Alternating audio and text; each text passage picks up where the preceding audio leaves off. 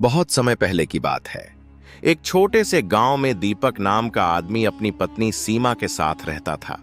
उनका घर कच्चा था, दीवारों पर गोबर लिपा हुआ, आंगन में तुलसी का पौधा। सीमा हर सुबह सूरज निकलने से पहले उठती, हाथ मुंह धोकर तुलसी को पानी देती और दिया जलाती। सीमा सीधी सादी, संस्कारी और प्यारी सी औरत थी। उसका जीवन अपने पति और घर के लिए ही था। उसकी एक बचपन की सहेली थी, नेहा। नेहा भी उसी गांव में रहती थी।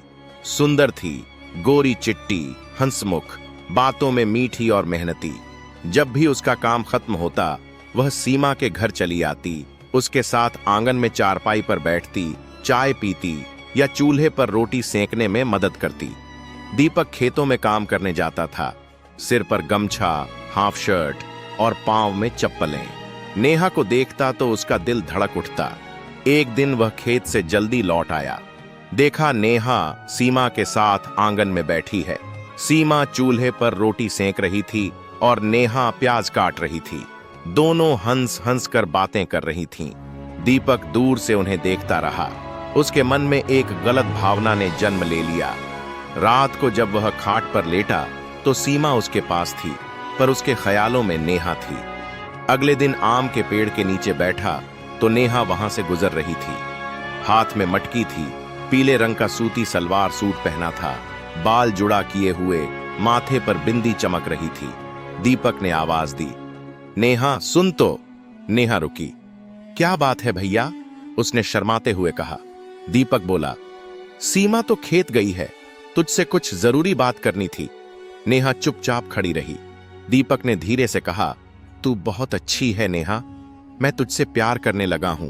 तू ही मेरी जान है। सीमा तो समझ जाएगी, तू बस हां कह दे। नेहा के पैरों तले जमीन खिसक गई। उसकी आंखों में आंसू आ गए। उसने कहा, भैया, सीमा मेरी बहन जैसी है, जिसने मुझे हर सुख दुख में सहारा दिया। उसका घर तोड़कर मैं कैसे खुश रहूंगी? आज तू उसे छोड़ सकता है, कल मुझे भी छोड़ देगा। माफ करना भैया, मैं ये पाप नहीं कर सकती। उसने तेजी से अपनी मटकी उठाई और वहां से चली गई। दीपक बस देखता रह गया। उसके अंदर जैसे सब कुछ टूट गया। शाम को जब सीमा घर लौटी तो दीपक आंगन में बैठा था। सीमा ने मिट्टी के चूल्हे पर दाल चढ़ाई, रोटियां सेंकने लगीं। दीपक धीरे से उसके पास आया, उसके पैरों में गिर पड़ा और रोते हुए कहा, मुझे माफ कर दे सीमा, मैंने तेरा दिल दुखाया।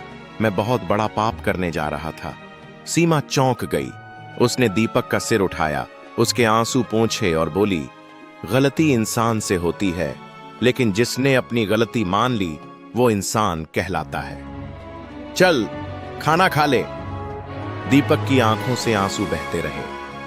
अगली सुबह दोनों मंदिर गए। रास्ते में आम के पेड़, खेत, कच्ची सड़क, सब चुप थे। दीपक के चेहरे पर पछतावा था, पर सीमा के चेहरे पर संतोष और शक्ति का तेज था। उसने भगवान के आगे हाथ जोड़कर कहा, इश्गी ओस्तिरिक्सी आप अब्भा। हे भगवान, कभी किसी के दिल को ऐसा लालच मत देना जो किसी का घर तोड़ दे। प्यार वही सच्चा है जिसमें वफादारी हो। कहानी से सीख, मोह का रास्ता हमेशा विनाश की ओर ले जाता है। सच्चा रिश्ता वही है जिसमें सम्मान, वफादारी और माफी की ताकत हो। किसी की हंसी, सुंदरता या मीठी बातें प्यार का असली अर्थ नहीं होती। प्यार तो आत्मा का जुड़ाव होता है।